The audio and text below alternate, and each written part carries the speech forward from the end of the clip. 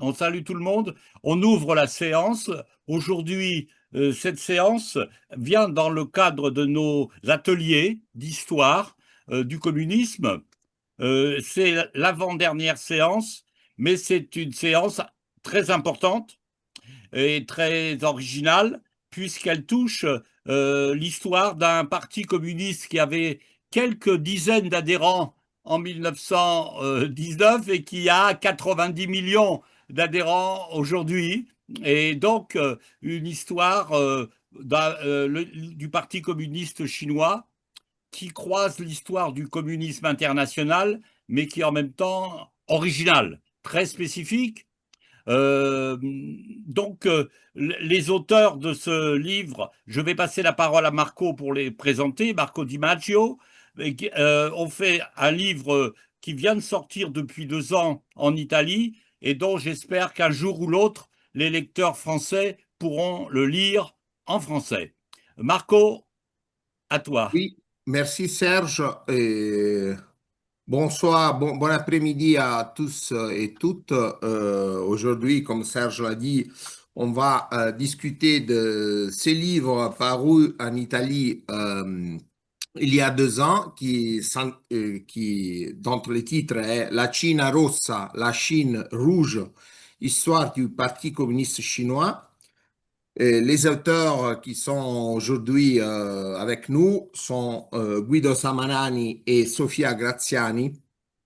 Guido Samarani est prof émérite d'histoire de l'Asie à l'Université de Venise, à l'Université Ca' Foscari de Venise, et il est, je peux le dire, le plus important spécialiste italien de la Chine contemporaine. Il a écrit plusieurs livres sur l'histoire de la Chine contemporaine, dont, entre lesquels il y a un'histoire della la Cina contemporanea, la Cina contemporanea, la contemporaine de la fin de l'Empire à aujourd'hui, paru en 2017, et aussi en 2020 une biographie di Mao Zedong, Mao il grande timoniere e la Cina moderna. Et Sofia Graziani, elle est prof d'histoire et langue chinoise à l'Université de Trento. Et entre ces publications, on a Il partito e i giovani, les partis et la jeunesse, storia della Lega giovanile comunista in Cina, histoire de la Ligue de jeunesse communiste en Chine, sorti en 2013, et a dirigé un ouvrage collectif avec Guido Samarani aussi, paru en 2018, qui est un libre accès sur les sites de l'Université de Venise, et en anglais, Roads to Reconciliation, People's Republic of China, Western Europe and Italy during the Cold War Period, qui est 1949-1971, qui est un livre collectif sur les relations entre la Chine, l'Italie et l'Europe dans la guerre froide. Donc, il y a aussi des contributions sur la France. Je laisse la parole aux intervenants. Je pense au début Guido Samarani et ensuite Sì, Sofia sì, sì. et Graziani. Et après, on aura une discussion et des questions qu'on va poser à notre spécialiste. Voilà, notre Merci. team, notre équipe spécialiste. Oui, alors c'est moi alors. Alors, bonjour, Bonjour. bonjour. Tout d'abord, merci beaucoup vraiment à la Fondation Perry pour son invitation et au professeur Marco Di Maggio pour avoir rendu possible ce séminaire et notre rencontre aujourd'hui, et aussi au professeur Bolikov, qui a trouvé du temps pour être avec nous vraiment. Je tiens également à m'excuser par avance pour mon français très italianisé.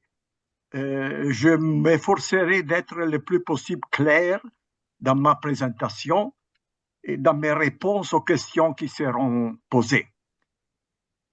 Alors, comme j'ai dit, d'accord avec Sophia, nous avons décidé que c'est moi de prendre les paroles le premier et j'expliquerai d'abord les objectifs généraux que nous nous sommes fixés en écrivant cette histoire du Parti communiste chinois.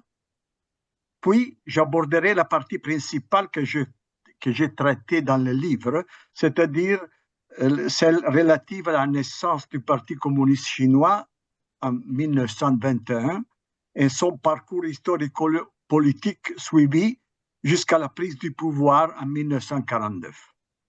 Le professeur Graziani prendra ensuite la parole et se concentrera sur la période postérieure à 1949, sur ce que nous appelons habituellement la période maoïste, c'est-à-dire de 1949 à 1976-78, avant d'ajouter quelques considérations finales sur le Parti communiste chinois dans les dernières décennies. Alors, en général, nous nous sommes fixés deux objectifs principaux pour notre travail. Le premier était de proposer une analyse et une lecture de l'histoire du Parti communiste chinois destinée aux chercheurs, aux étudiants et aux lecteurs italiens, afin de clarifier une série d'interprétations superficielles et insuffisantes ou manquantes qui se sont développées au fil des ans sur le rôle historique du Parti communiste chinois dans le contexte de la révolution chinoise et du socialisme, et plus en général sur l'expérience révolutionnaire et socialiste en Chine. C'est-à-dire que nous avons cru et nous croyons qu'il est en fait impossible de comprendre pleinement l'histoire de la Chine au cours du XXe siècle sans avoir une connaissance relativement approfondie de l'histoire du Parti communiste chinois, sans, comme dire, mettre en évidence, je dis, les racines historiques du parcours séculaire du Parti communiste chinois sur le plan politique, idéologique et organisatif, plus en général. L'autre objectif principal que nous nous sommes fixés était de combler une lacune importante dans l'historiographie italienne. En effet, quand nous avons commencé notre travail de recherche, la seule histoire du Parti communiste chinois disponible en italien était la traduction en 2 volumes de l'ouvrage de Jacques Guillermin, publié, je crois, 1968 à Paris par Payot et traduit dans les 1970 à peu près à Milano par le Feltrinelli Edition, l'édition Feltrinelli. Disons que ce silence historiographique nous a semblé vraiment très trop long. Et cela nous a motivés à entreprendre une tâche que nous savions très complexe et difficile, une tâche que nous avons quand même conçue comme un point d'arrivée, mais aussi en même temps comme un point de départ pour de nouvelles recherches et réflexions sur l'histoire du Parti communiste chinois en général. Pour ce qui concerne plus spécifiquement la partie relative au Parti communiste chinois dans les périodes 1921-1949, j'ai essayé de mettre en évidence certains éléments qui me semblaient essentiels. Je vais dire quelques 3 ou 4 de ces éléments que je pense que sont assez importants. Le premier, c'est la naissance du Parti communiste chinois comme résultat combiné de facteurs internes, c'est-à-dire le mouvement de 4 mai 1919, etc., et externes, la révolution bolchevique, l'Union soviétique, le Comintern. Le deuxième élément est la nécessité d'éviter toute approche hagiographique du rôle du parti de la révolution chinoise, de Mao, surtout de Mao Tse-tung lui-même, sans évidemment cacher le rôle de Mao Tse-tung fondamental dans l'histoire politique chinoise, et en essayant de souligner comme l'ascension de Mao a été un chemin long et complexe, fait de succès et d'échecs, et de révisions et corrections par Mao lui-même des choix et des stratégies qu'il avait progressivement adoptés.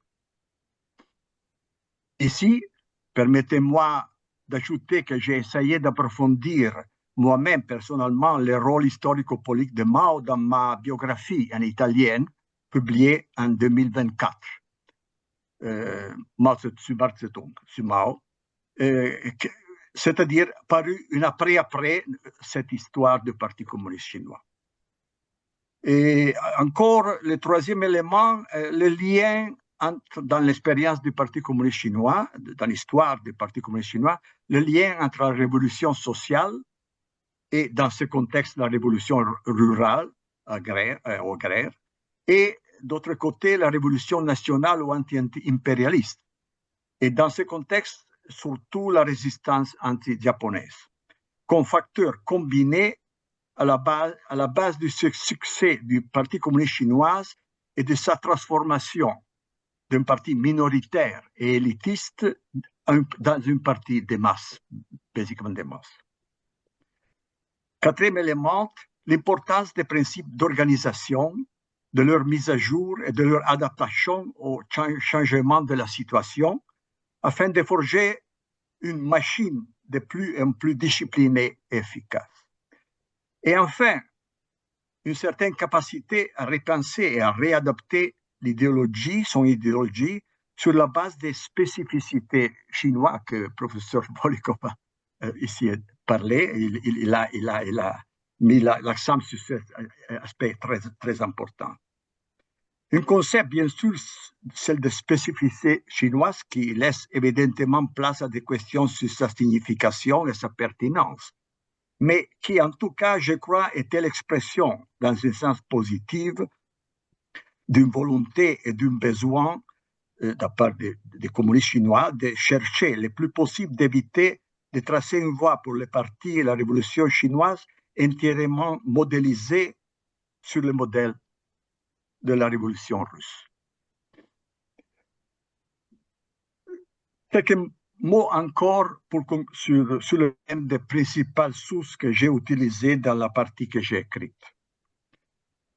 Comme j'ai toujours essayé de le faire dans mon travail d'historien, j'ai utilisé, bien que de manière sélective, des sources d'expression de la historiographie de la Chine populaire, soit en langue chinoise et aussi traduit du chinois vers d'autres langues, notamment vers l'anglais. Et on entend de combiner cette historiographie et les résultats principaux de la historiographie de la Chine populaire avec des sources en italien, en anglais et en français, c'est-à-dire de l'historiographie qu'on peut dire occidentale en ce général.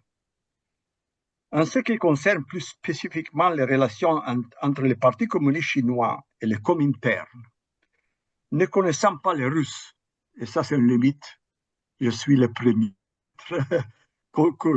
conscient de ces limites, je me suis appuyé sur certains travaux d'historiens et de chercheurs faisant autorité sur le plan international.